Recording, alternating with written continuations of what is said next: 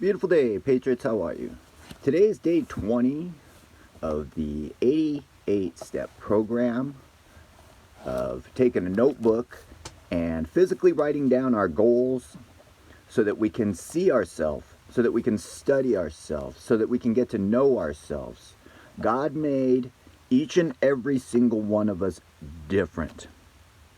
Absolutely every single one of us different. If he was looking to do let's say, a perfection human being, he would have made us all Jesuses. Every single one of us would just be a Jesus. A Jesus. Ooh, that sounded weird, didn't it? No disrespect. So you see what I'm saying is that we're all different. Siblings aren't the same as each other. They had the same parents, but they're still individually different. Each and every single one of us is different. And that's why it's important to study and know yourself instead of trying to imitate and copy others.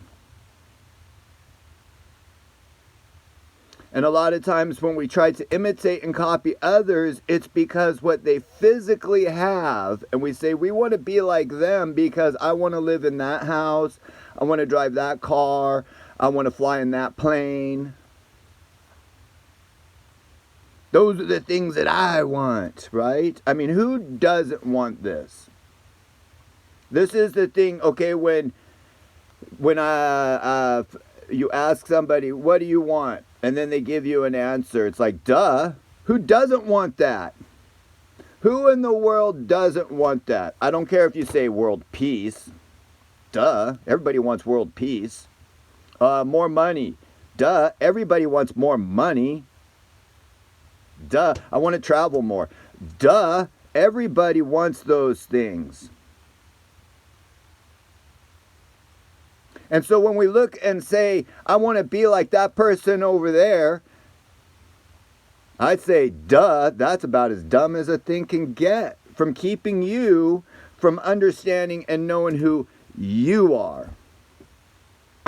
If God made you a certain way and you're constantly imitating, mimicking, being a parrot and trying to follow others, how would you possibly ever truly know you?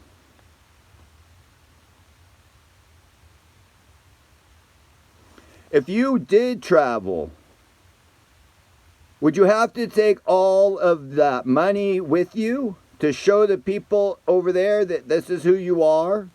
Or could you just freely travel incognito?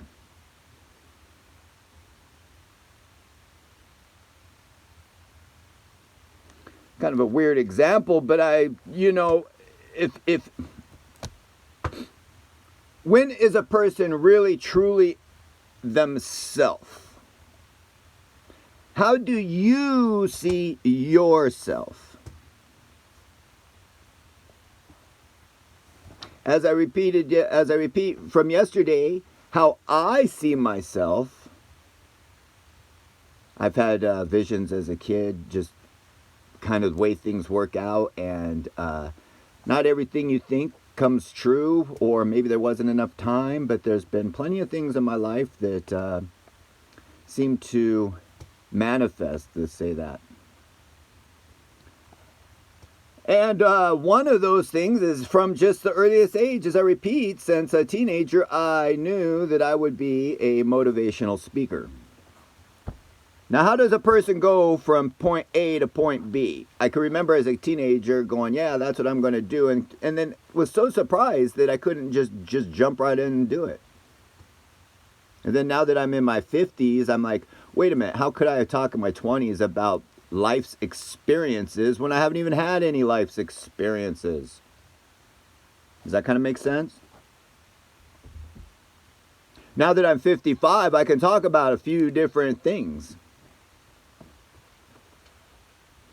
Like, how can you talk to somebody that's in the middle of a mistake in their life, being it by their own choice or external forces? How can a person help this person if they haven't gone through it themselves? And if we're constantly masking who we are and pretending that we're not those mistakes or have lived through those mistakes and are constantly chasing to try to be like others, we'll never know who we are. Some say that might not be important. Maybe they're right. This 88-step program is probably not for them. I've always seen myself this way. I've always seen myself as this person. And I've always been, like I say, shocked, like, how come I'm not just walking right into this role and at the same time even being looked at as somebody as being the opposite kind of a role model to follow, say, okay? And yet at the same time, I hear people say things to me, or as in the cases is right now, I'm getting letters from I just got a letter from England this week. And people say things to me my whole life that I wonder if others have ever been told to them. You know, we've all been told thank you. We've all been said, wow, what a great job, or wow, you're the best, or you're wonderful. You know, we've all had those type of words spoken to each other and heard. We've said them to others, and we've heard them been spoken back to us. But there's other type of words that we say to each other that we reserve for very few people that help us on levels that are extremely deep and extremely helpful and rare.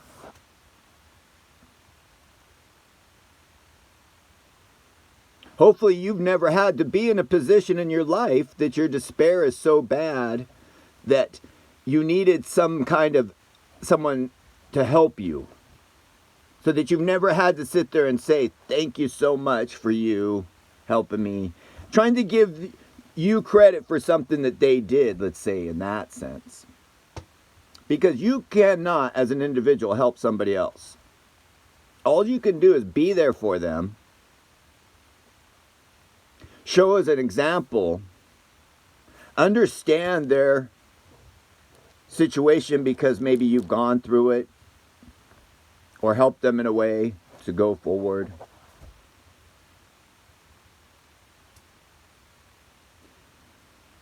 I'm very lucky today. I'm getting ready to go meet somebody that I met a couple weeks ago. Just by doing, I wanted to tell the story, but it's kind of pointless now how we met. But when I met the person, he looked at me like I was crazy, and I said, "Listen, I'm just trying to listen to my gut. I know you don't just."